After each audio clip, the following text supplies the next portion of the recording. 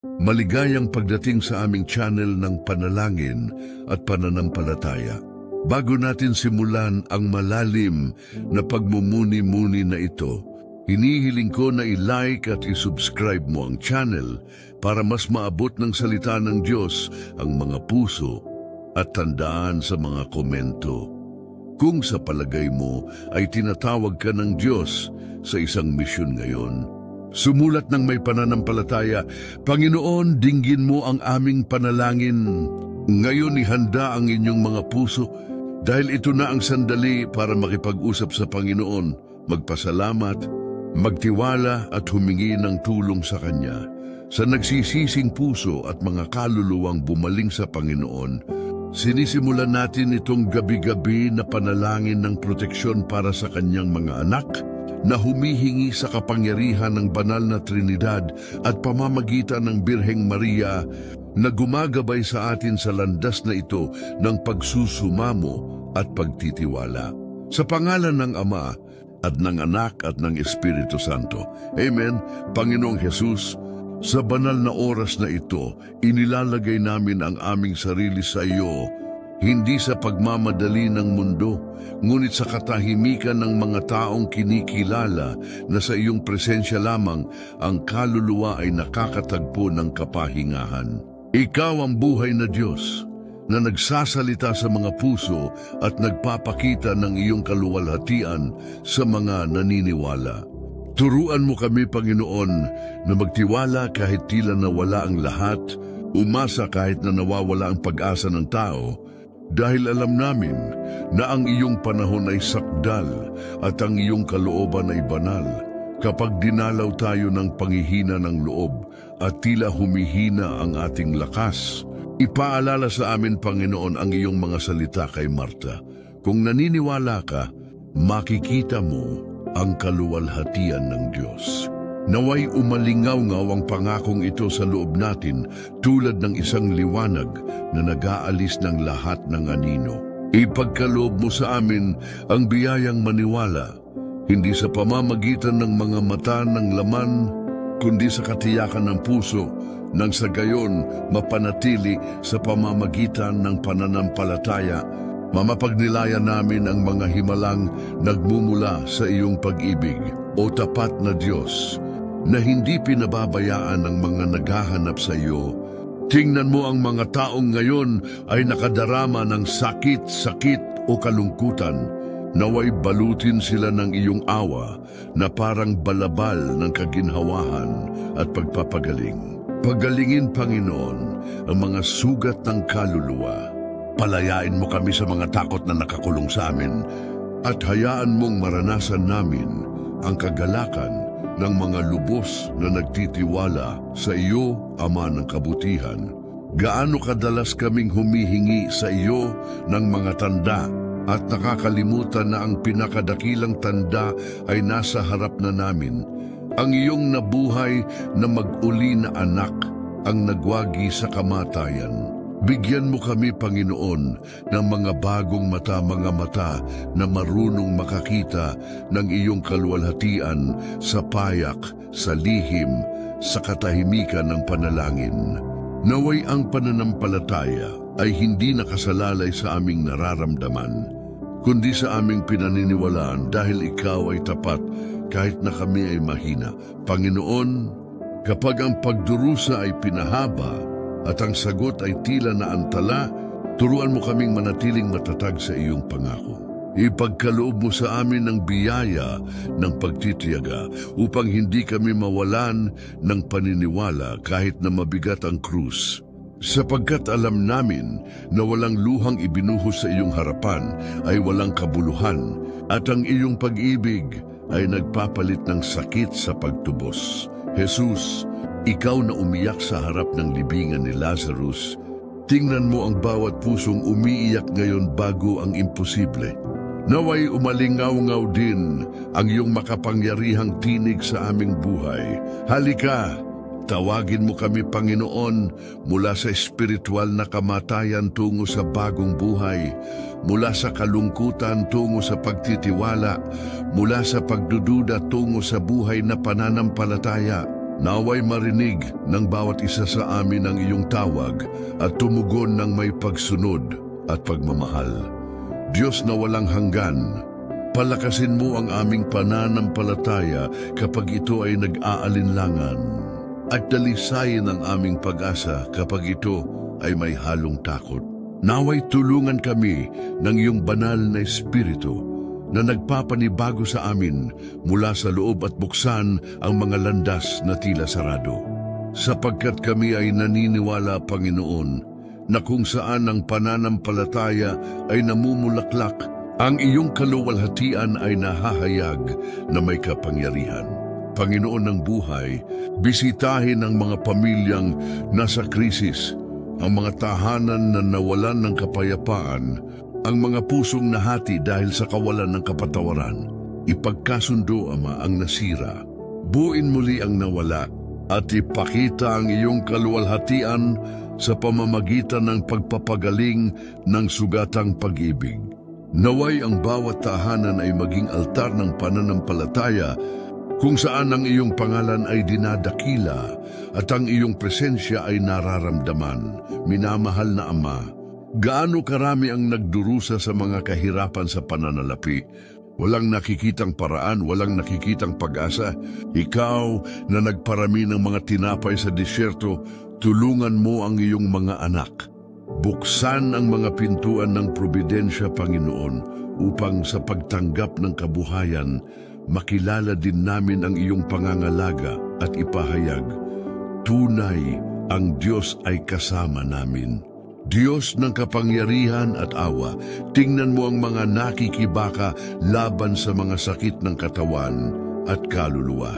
Hipuin ng iyong banal na kamay ang mga nagdurusa, ang mga naghihintay ng himala, ang mga sumisigaw para sa kagalingan. Naway muling ipanganak ang buhay sa iyong paghipo. Naway mabago ang mga puso at palakasin ang pananampalataya. Sapagkat naniniwala kami, Panginoon, na ang isang salita mula sa iyo ay sapat na upang maibalik ang lahat. Panginoong Jesus, turuan mo kaming mamuhay ng may pagtitiwala, kahit na hindi nauunawaan ng iyong mga daan. Naway ang pananampalataya ay hindi isang panandaliang pakiramdam, ngunit isang matatag na desisyon na manatili sa iyo sa lahat ng pagkakataon.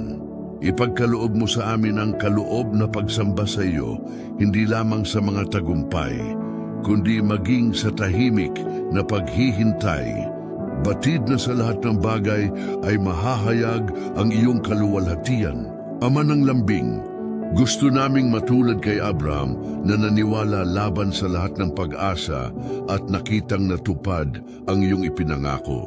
Bigyan mo kami ng masunuring pananampalataya, isang pananampalatayang hindi nagtatanong kundi sumusuko. Naway ang aming panalangin ngayon ay maging isang patutuo bukas kapag nakita namin sa aming sariling mga mata ang iyong kaluwalhatian ay nahayag sa aming mga buhay. Banal na Espiritu, hininga ng buhay, pumarito sa amin at baguhin ang pagod. Alisin sa aming mga puso ang lahat ng kawalan ng pananampalataya, lahat ng panghihina ng loob at lahat ng espiritual na lamig. Puspusin mo kami ng iyong presensya, Panginoon, at gawin kaming mga buhay na instrumento ng iyong biyaya. Naway ang bawat hininga namin ay maging isang gawa ng pananampalataya sa iyo na kayang gawin ang lahat ng bagay at gawing bago ang lahat ng bagay. Panginoon, nagpapasalamat kami sa iyo dahil alam namin na ikaw ay nasa trabaho na. Kahit na hindi namin nakikita, ikaw ay gumagawa. Kahit hindi namin nararamdaman, nananatili kang tapat. Sa makatuwid ng may pasasalamat at pagtitiwala, iniaalay namin sa iyong mga kamay ang lahat ng kung ano kami at lahat ng mayroon kami. Naway matupad ang iyong salita sa amin. Kung naniniwala ka, makikita mo ang kaluwalhatian ng Diyos. At kapag sa wakas, nakita namin ang iyong kapangyarihan na nagpapakita ng sarili, naway huwag kaming matakot. Huwag nawa kaming magpuri sa aming sarili, kundi sa iyo, Panginoon, na karapat-dapat sa lahat ng karangalan, Panginoon, habang kami ay nananatili sa iyong presensya, nadarama namin ang aming mga puso na nagnininga sa apoy ng pananampalataya. Ikaw ang Diyos ng mga pangako, ang tumutupad sa kanyang sinabi, kahit hindi nakikita ng ating mga mata. Turuan mo kaming manatiling matatag kapag umihip ang hangin ng malakas at magtiwala na walang bagyo ang makakapagpatahimik sa iyong tinig. Ikaw ang Diyos na nagsasabing, huwag kang matakot, ako ay sumasa iyo. At dito nakasalalay ang ating seguridad, Ama ng awa. Madalas kaming humihingi sa iyo ng mga palatandaan at nakakalimutan namin na ang pananampalataya ang pinakadakila sa mga ito. Bigyan mo kami ng simpleng puso na may kakayahang kilalanin ang iyong pagkilos kahit sa maliliit na bagay. Naway malaman namin kung paano makita ang iyong kaluwalhatian sa ngiti na muling isinilang, sa kapayapaang nagbabalik, sa pag-asa na nababago. Ituro sa amin na huwag maghintay para sa mga dakilang himala upang maniwala, ngunit upang makita ang iyong pag-ibig sa araw-araw na mga kilos, sa iyong tahimik na presensya na hindi kami iniiwan. Panginoong Jesus, na nagpahayag ng iyong sarili kina Marta at Maria bilang ang pagkabuhay na mag-uli at ang buhay, ay nagpapakita rin ng iyong sarili sa aming mga sitwasyon ng panloob na kamatayan.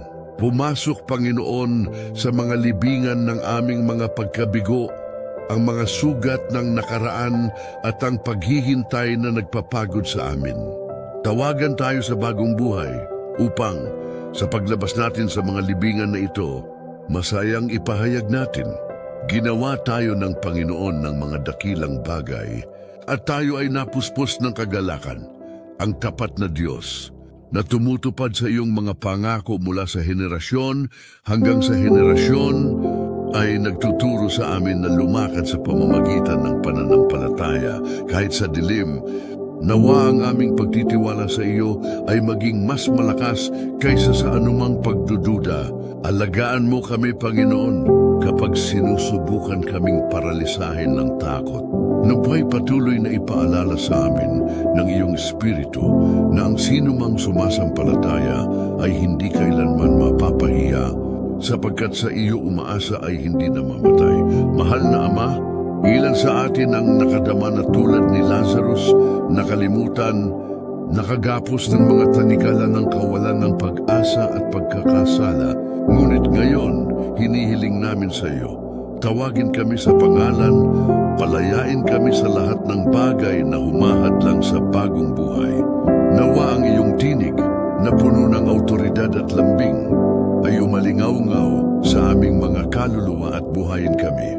Sapagkat kapag nagsasalita ka, Panginoon, kahit na ang imposible ay yumuyuko sa harap ng iyong salita, Panginoon, dagdagan mo ang aming pananampalataya. Maraming beses na nais naming maunawaan bago kami maniwala, ngunit tinawag mo kaming magtiwala bago namin makita. Bigyan mo kami ng regalo ng dalisay na pananampalataya, ang uri na itinapon ng sarili sa iyong mga bisig kahit na hindi nauunawaan ang landas. Naway ang aming pananampalataya ay hindi nakasalalay sa mga pangyayari, ngunit sa katiyakan na ikaw ay mabuti at ang iyong kalooban ay palaging pinakamabuti para sa amin.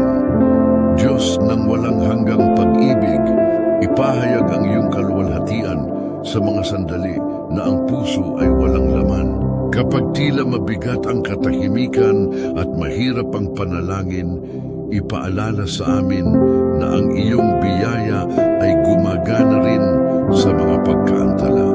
Turuan mo kaming maghintay sa iyo ng matiyaga at baguhin ang paghihintay tungo sa pagsamba.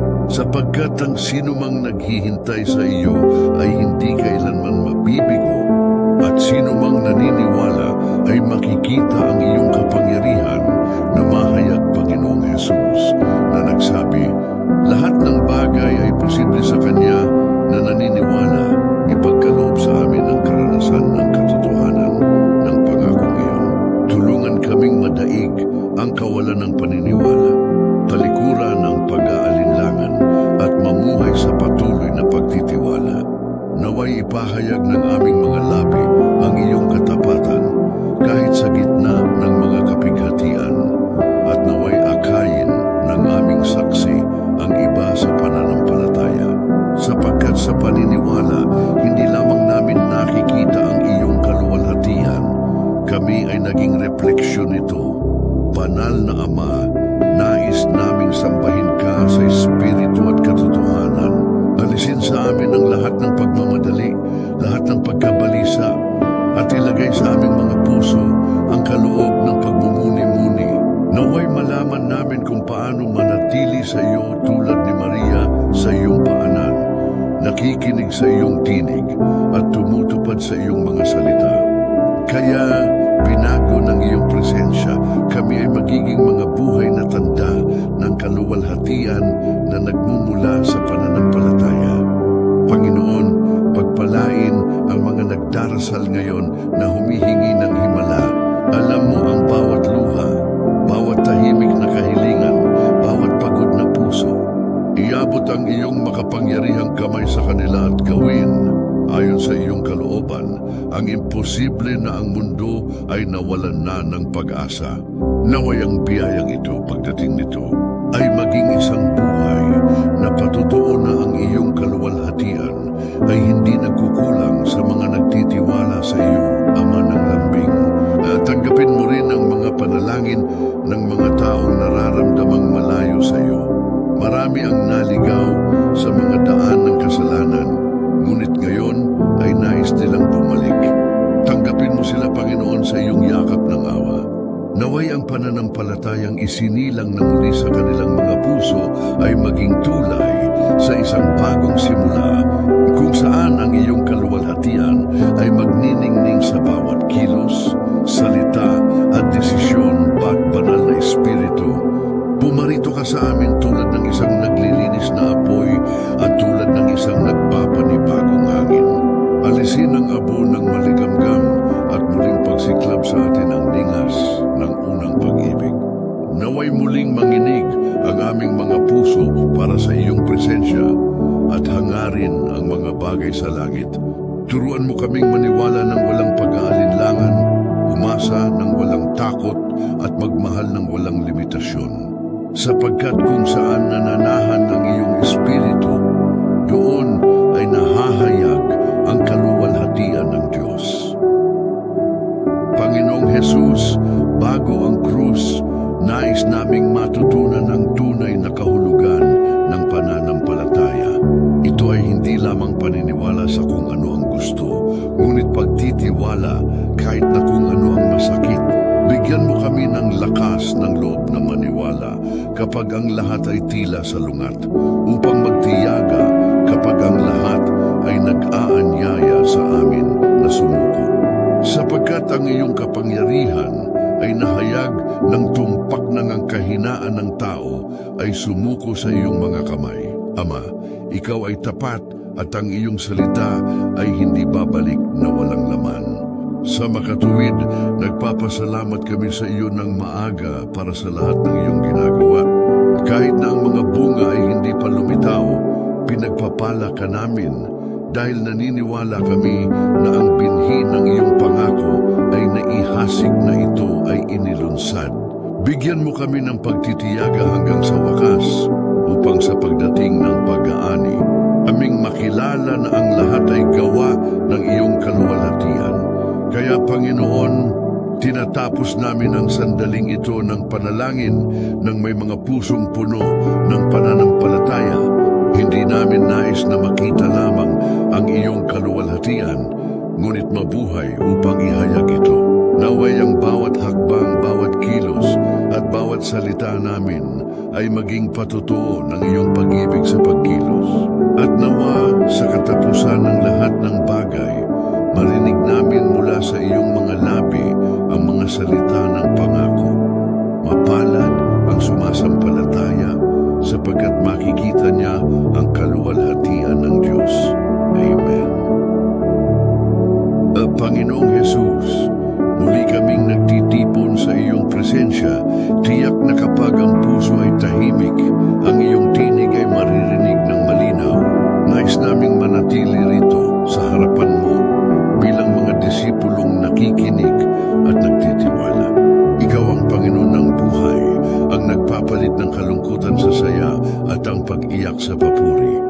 At iyan ang dahilan kung bakit sinasabi namin sa iyo, dagdagan, Panginoon, ang aming pananampalataya, sapagkat sa pamamagitan lamang ng pananampalataya ay makikita namin ang iyong kaluwalhatian, Ama, ng walang hanggang pag-ibig. Ilang beses na kaming lumakad sa buhay na parang bulag nang hindi napapansin ng mga tanda ng iyong presensya. Ngunit ngayon, Panginoon, nais naming buksan ang mga mata ng aming mga puso. Bigyan kami ng espiritual na pangitain na nakakakita sa kabila ng mga pagpapakita, na kumikilala sa iyong pagkilos kahit na sa mga pagkaantala, at alam kung paano maghintay sa iyong oras ng may katahimikan. Sapagkat ang bawat segundo sa iyong presensya ay panahon ng biyaya at pagpapakita ng iyong kaluwalhatian. Panginoon, alam mo ang mga nakatagong sakit na nananahan sa bawat kaluluwa.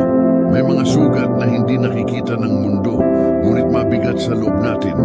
Ilagay ang iyong kamay sa mga sugat na ito, Panginoon, at pagalingin ang mga dumudugo pa. Naway ang iyong presensya ay magdala ng kapayapaan sa mga pusong nagdurusa, at naway punan ng iyong pag-ibig ang mga bakanting iniwan ng pagkawala. Sapagkat kapag ang pananampalataya ay yumakap sa iyo, walang nananatiling nasugatan sa mahabang panahon, lahat ay ipinalik sa iyo, Jesus. Madalas nating tinitingnan ang realidad at sinasabi, walang magagawa. Ngunit ikaw, Panginoon, ang Diyos na pumapasok kung saan walang sino mang pumapasok at nagpapalago ng tila patay. Turuan mo kaming maniwala kahit walang lohika, magtiwala kahit walang palatandaan. Naway ang imposible ay tumigil sa pagiging isang balakid at maging isang patutuo sa iyong kaluwalhatian.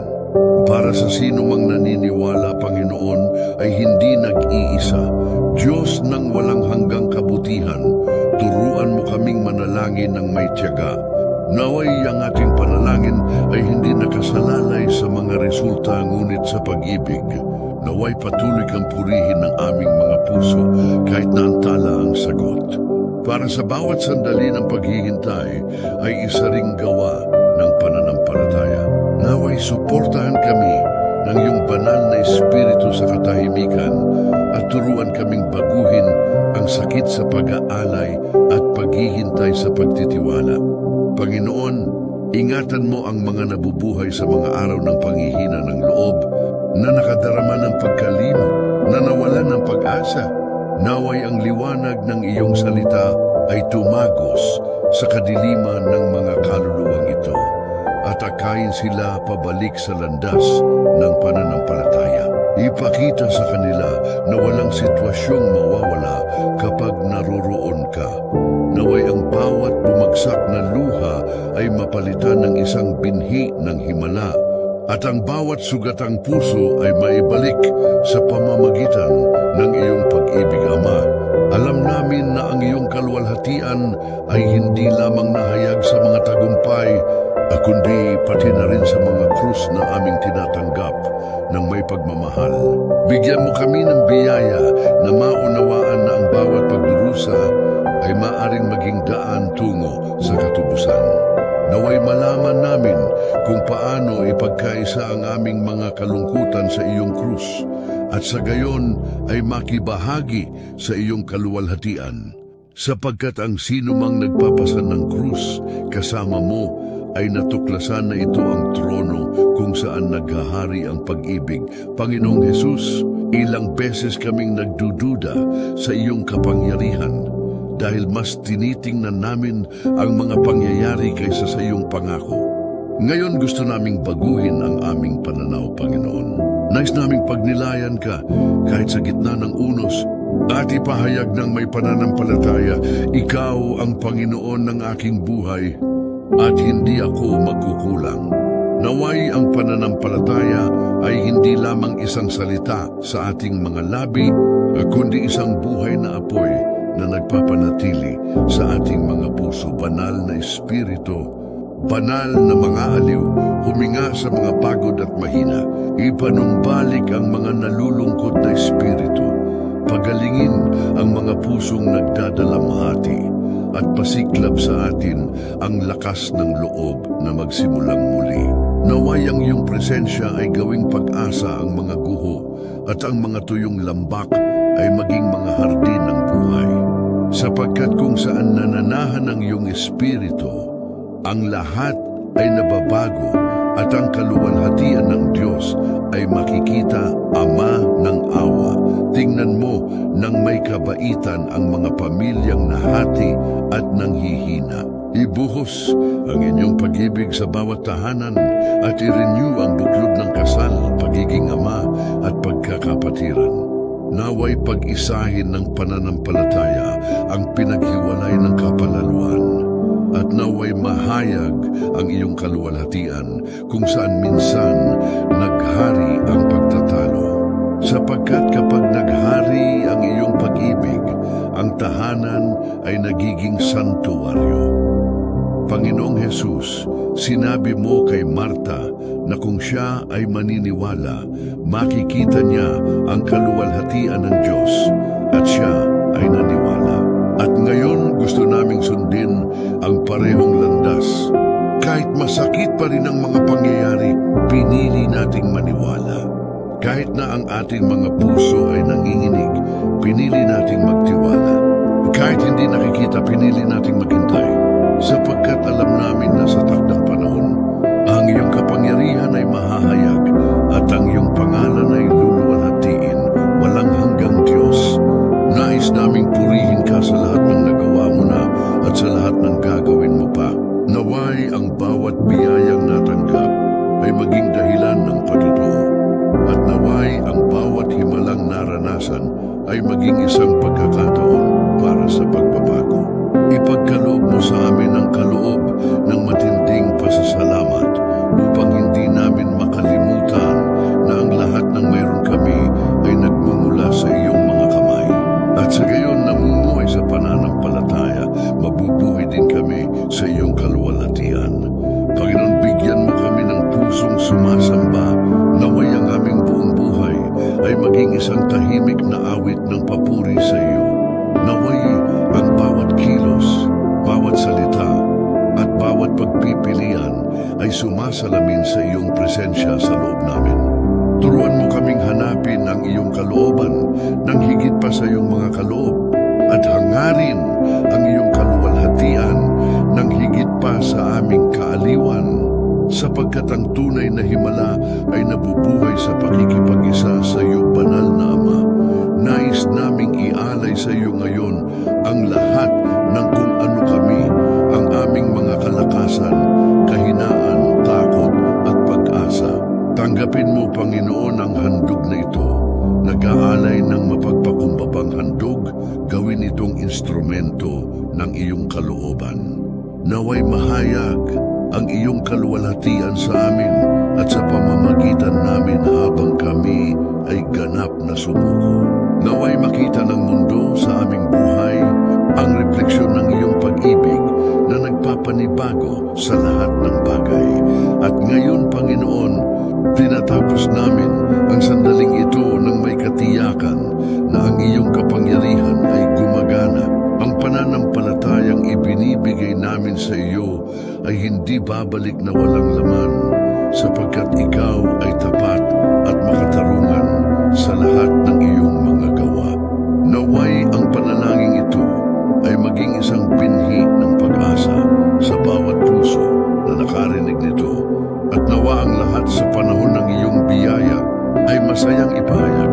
Ako ay sumampalataya at nakita ko ang mga minamahal na kapatid, kung ang panalangin ito ay nakaantig sa inyong puso.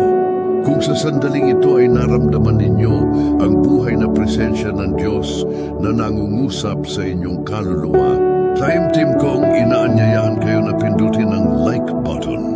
Ang simpleng kilos na ito ay sa katunayan isang gawa ng ebanghelisasyon. Kapag na-click mo ang like, nauunawa ng algorithm na ang panalangin ito ay may espiritual na halaga at dinadala ito sa ibang mga pusong uhaw sa biyaya ng Diyos. Kaya, sama-sama, tinutulungan naming ipalaganap ang liwanag ng Ebanghelyo sa marami na ngayon ay kailangang makarinig ng salita ng pag-asa.